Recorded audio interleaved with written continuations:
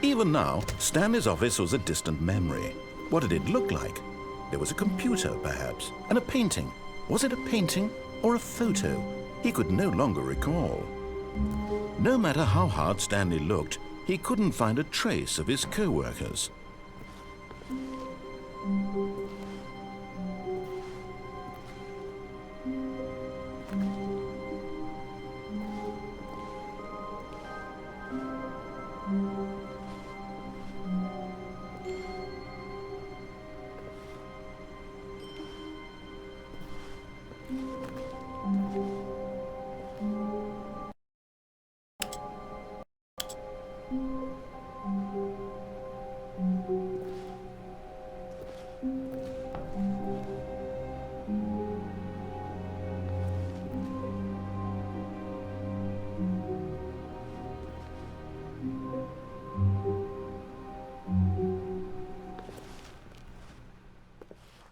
At first, Stanley assumed he'd broken the map, until he heard this narration and realized it was part of the game's design all along.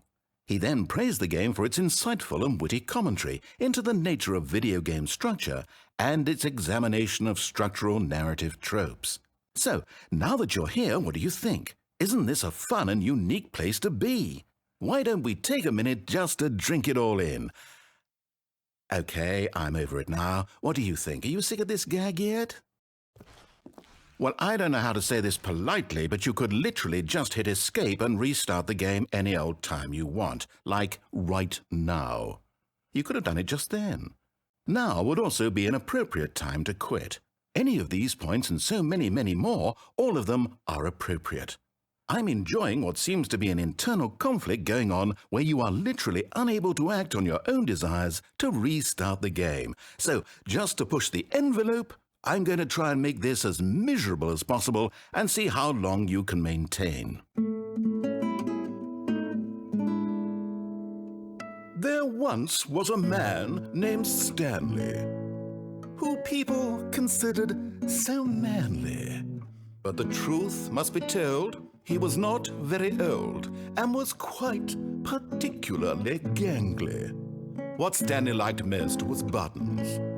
He pushed them like some kind of glutton. He did it all day in a meaningful way, but his brain had long ceased to function. Which is why he is in this parable and lives an existence quite terrible.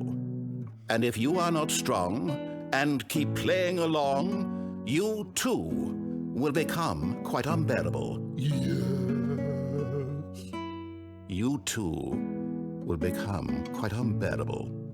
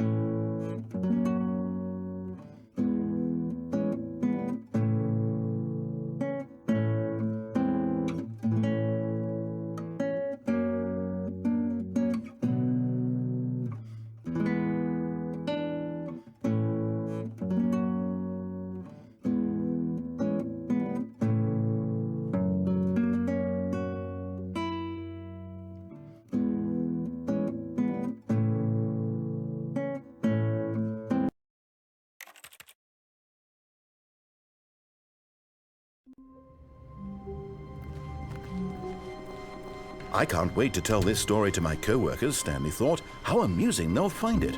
Oh, won't we all just laugh and laugh at the time I thought everyone had gone missing. No matter how hard Stanley looked, he couldn't find a trace of his co-workers.